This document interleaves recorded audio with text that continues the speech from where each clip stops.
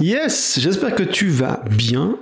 J'ai une petite inspiration. Là, je sors d'un call avec un prospect.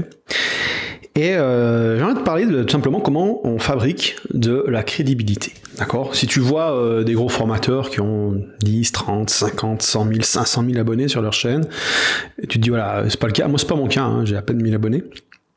Comment on fait pour vendre? Comment on fait pour être crédible quand on n'a pas des gros chiffres à montrer? Voilà. Bon, moi j'ai pas des gros chiffres parce que je développe tout simplement pas YouTube. Hein. J'ai d'autres systèmes d'acquisition comme l'affiliation. Hein. Quand tu travailles avec des gens qui ont des listes 30, 50 et 100 000 inscrits, forcément de temps en temps ils parlent de toi, ça te ramène pas mal de coaching.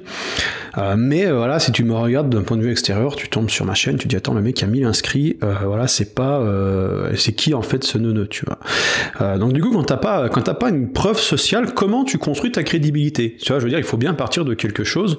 Et c'est vrai que souvent les formateurs qui ont cette preuve sociale, eh ben, ils s'en servent, ils ont raison, mais il faut commencer par la construire.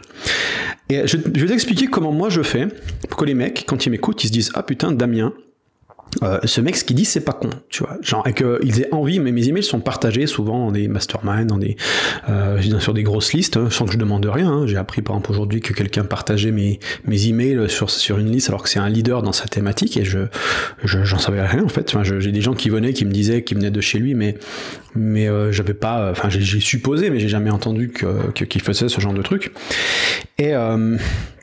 Et donc du coup, comment provoquer ce genre d'effet? Comment provoquer l'envie de partager et surtout l'envie qu'on te croie et qu'on te perçoive naturellement comme quelqu'un qui a de l'expertise, tu vois, qui a la crédibilité. Genre pourquoi on t'écouterait? Je veux dire, il y a tellement de cocos sur Internet aujourd'hui qui racontent tout et n'importe quoi. Comment te démarquer de ça? Commencer par dire des choses qui résonne avec ton audience. Moi, je vais t'expliquer comment je fais, et c'est ce truc, si je dois retenir qu'un truc sur comment je crée du contenu et je signe des clients, c'est ça. La première chose, alors c'est vraiment une seule idée unique, mais il y a plusieurs aspects, donc je vais essayer d'être un petit peu clair par rapport à ça. C'est l'idée déjà de proposer, enfin de provoquer plutôt un déclic profond. C'est-à-dire genre, ah ouais, c'est pas con, putain, c'est pas con ça. C'est vraiment, ce déclic-là, c'est le truc qui a le plus de valeur pour quelqu'un qui consomme un contenu. Quand tu crées un contenu, il ne s'agit pas de donner une liste de choses, genre fais ça, puis ça, puis ça, puis ça, puis ça, puis ça, et c'est pas le comment, tu vois. Le comment, il va avoir un intérêt extrêmement limité. Quand quelqu'un regarde une de tes vidéos, si tu veux vraiment qu'il croche et qu'il consomme d'autres choses chez toi, il faut pas lui balancer des recettes toutes faites. Garde ça pour tes formations. Ce qu'il faut faire chez lui, c'est provoquer ce déclic, ce eureka. C'est genre la pomme qui lui tombe sur la tête en mode putain, ma vie elle va changer à partir de maintenant. Tu étends son esprit et il voit le monde tout d'un coup d'une nouvelle manière, et comme il l'avait jamais vu avant, et donc du coup ça lui donne un espoir que les choses vont changer.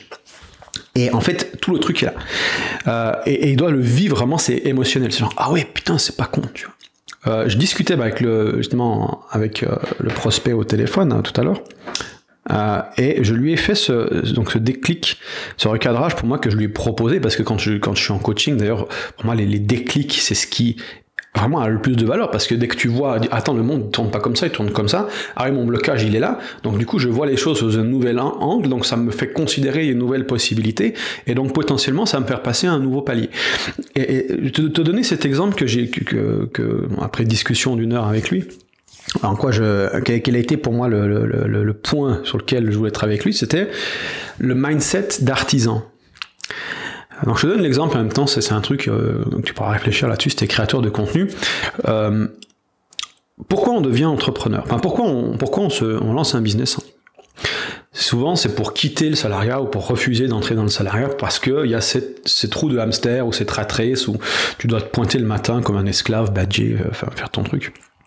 Et forcément, ça fait pas rêver. Alors, du coup, on dit, ah, bah, tiens, j'aimerais pouvoir me lever un lundi matin, les oiseaux chantent, on me dit, putain, on fout le camp au Monténégro. Tu vois, tiens, j'ai pas envie de bosser cette semaine, je prépare la valise, je prends un avion, le soir même, je suis à l'aéroport, le lendemain, je suis au Monténégro. Même pas, j'arrive dans la nuit au Monténégro, par exemple. Nickel. Le lendemain, réveillé au bord de la piscine de l'hôtel, siroter une petite margarita ou je sais pas quoi, consommation d'alcool, faire attention, et réfléchir, ok, où c'est que je prends Airbnb, est-ce que je me déplace, est-ce que je reste, qu'est-ce que je fais aujourd'hui, est-ce que je bosse un peu ou pas, voilà. Tu vois, ce côté-là. Le problème, c'est que si tu es déjà peut-être, tu as déjà ton business en ligne et que tu es déjà à ton compte, tu t'auras peut-être remarqué un effet, c'est que tu as peut-être quitté le salariat, mais tu n'as pas quitté ces trous de hamster. Parce que, et ça c'est la faute du mindset de l'artisan.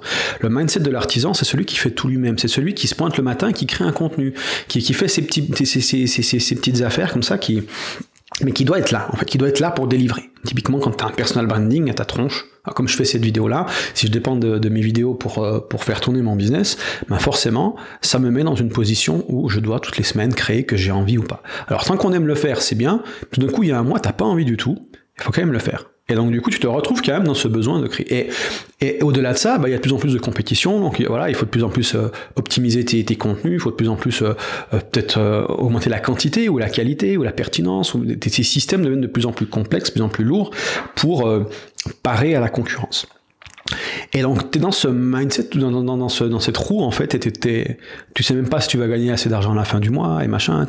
Finalement, tu dois, la même chose avec tes offres, peut-être que tu proposes des offres où tu peux servir que 10 clients à la fois, et quand tu sers 10 clients, tu fais peut-être 5-6 000 euros par mois, et t'es bloqué, tu peux pas, tu dis quand si je veux faire 50, 100 000 par mois, même rien que 20 000 par mois, je peux pas plus, tu vois, je suis en limite, si j'en prends plus, je suis en burn-out, quoi.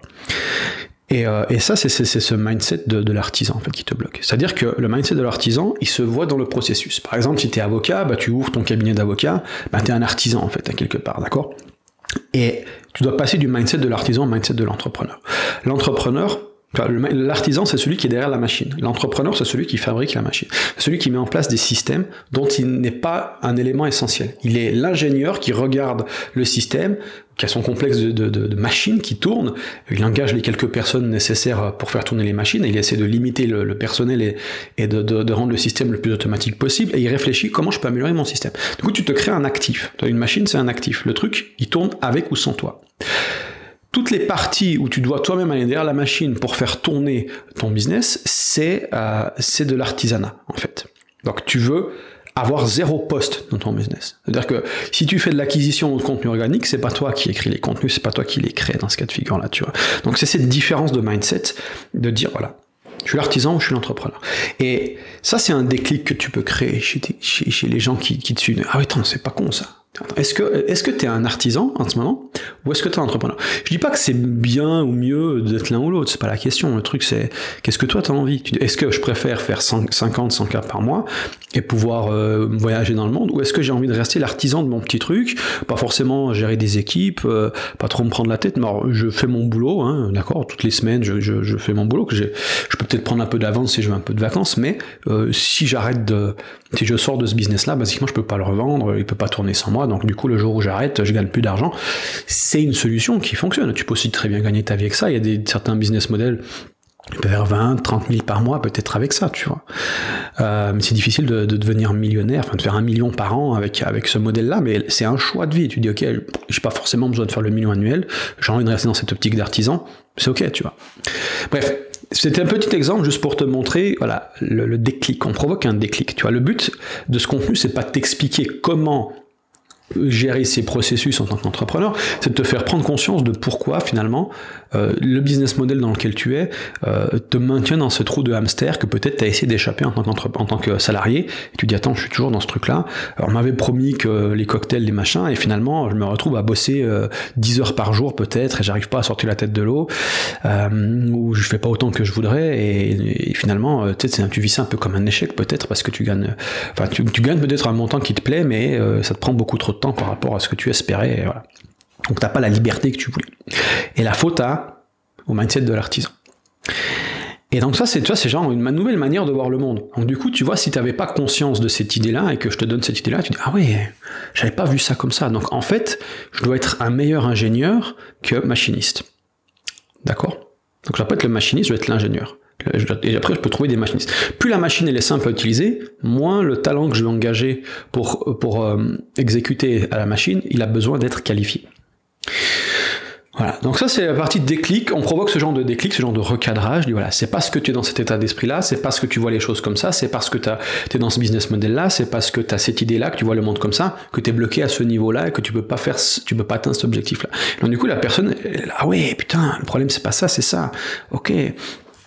Tu vois, le truc souvent, quand tu proposes un déclic, tu dois le proposer à un autre niveau de conscience que la personne à laquelle elle est. On peut même citer Einstein, ou je sais pas qui a dit ça, mais on ne pourra jamais résoudre un problème au même niveau de conscience où il a été créé. Donc là, c'est typiquement ça. C'est genre, la personne, elle se pose la question, est-ce que je dois améliorer mes offres? Est-ce que je dois faire plus d'acquisitions? Qu'est-ce que je dois faire? Non, attends, ce que tu dois faire, c'est prendre du recul et penser comme un entrepreneur et non plus comme un artisan.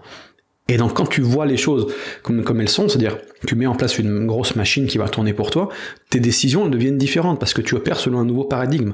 La question c'est est-ce que je peux automatiser ça? Est-ce que je peux le déléguer? Est-ce que je peux le standardiser? T'es plus dans un truc du style attends qu'est-ce que je dois faire pour gagner de l'argent? C'est quelle machine j'installe pour que ça génère de l'argent pour moi?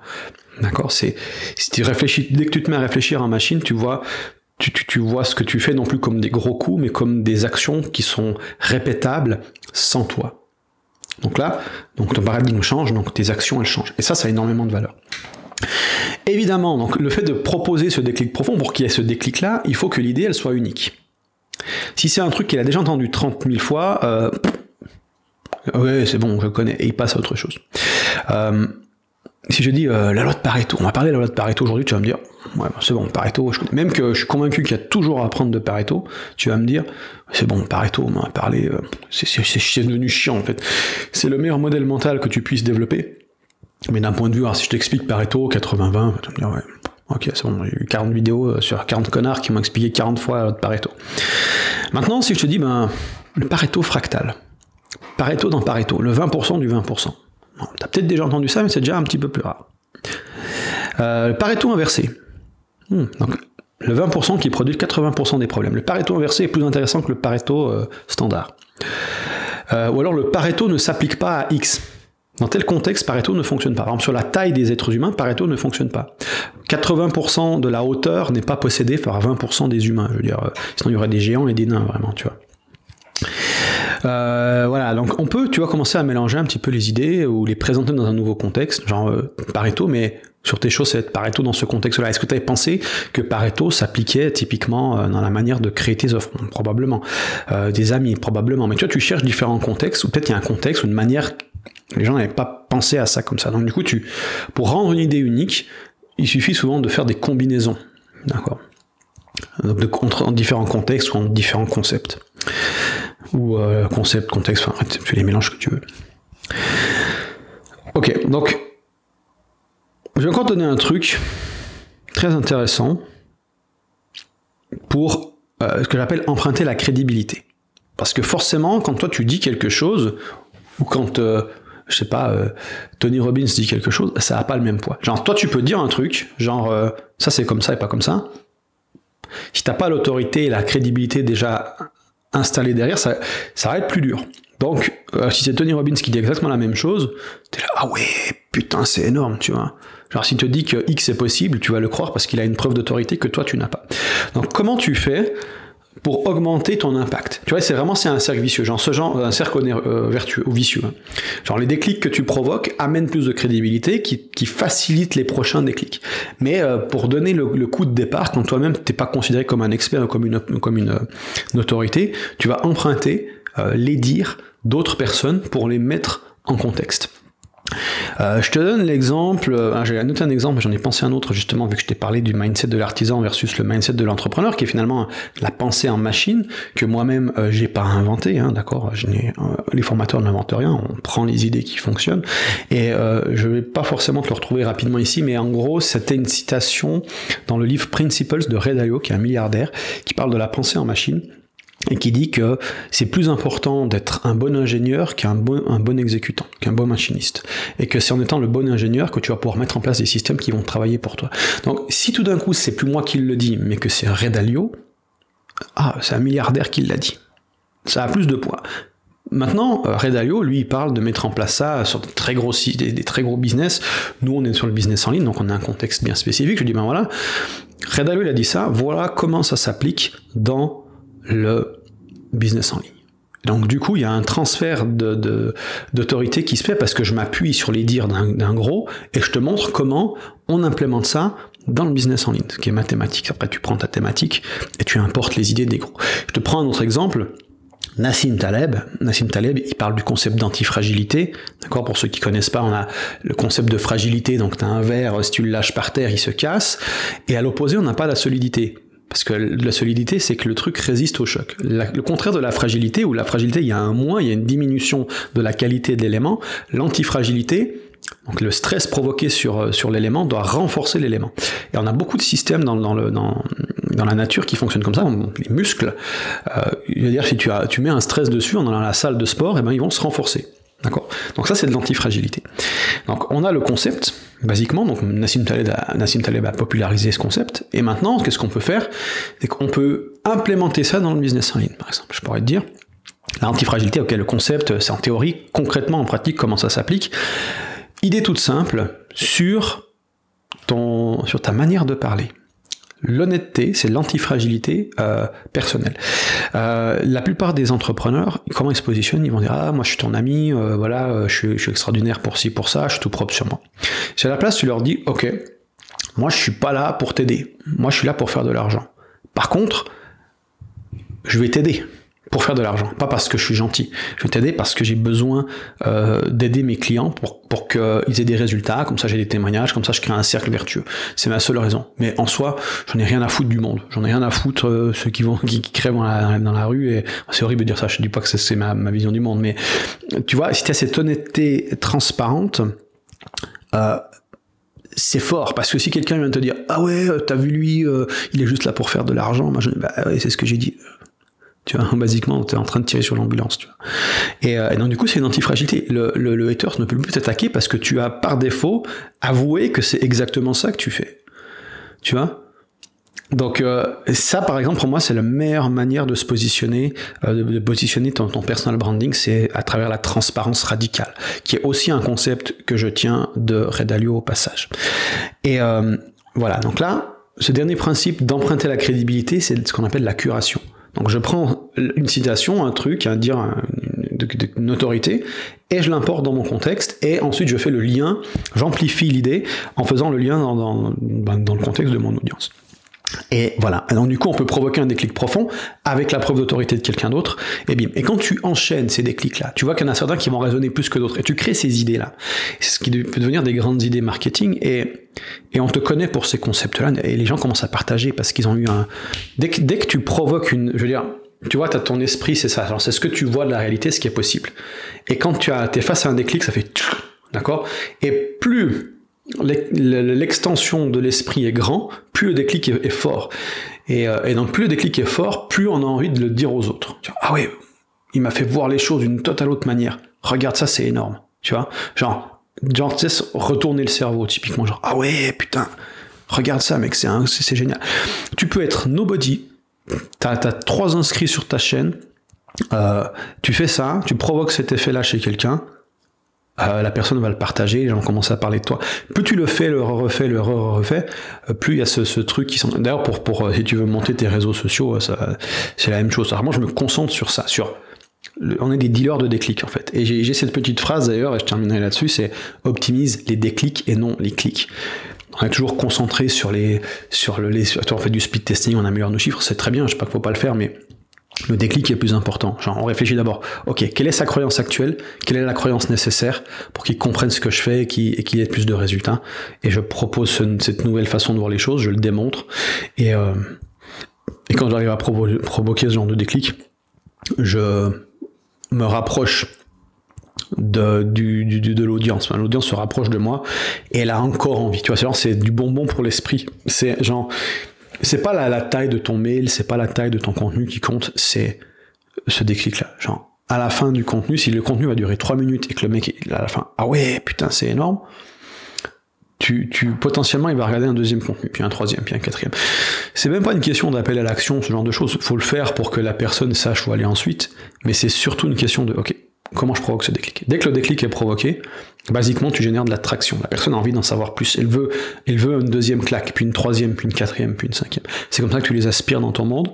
C'est comme ça qu'ils comprennent de mieux en mieux ce que tu fais. Et c'est comme ça qu'ils finissent par acheter chez toi. Voilà. C'était une petite pensée que je voulais te partager. Il y a un lien dans la description. Si tu veux d'autres claques comme celle-ci parce qu'elle t'a plu, tu peux t'inscrire et puis Tu en recevras d'autres, là. Moi, j'aime bien distribuer des baffes comme ça. Ton métier, t'es payé pour mettre des claques. Enfin, il y a pire, tu vois. Donc, il y a rien dans la description. Je te souhaite une bonne journée et puis on se retrouve dans un prochain contenu.